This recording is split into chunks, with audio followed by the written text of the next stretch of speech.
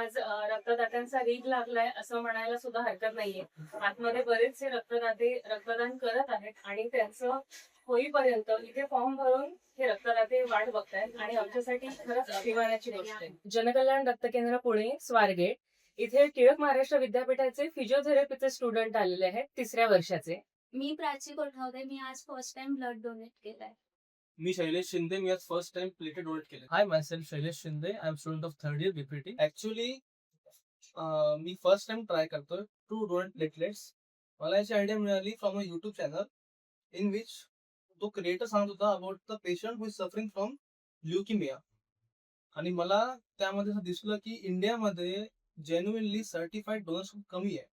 So मला वाटलं let's give it a try. आणि आफ्टर डोनेटिंग नाव मला असं कुठल्याही प्रकारचा थकवा वाटत नाही. जी मला ती भीती होती की थोडा थकवा वाटणार, डिझीनेस होईल, एन्झायटी होईल, असं काही नाही वाटलं.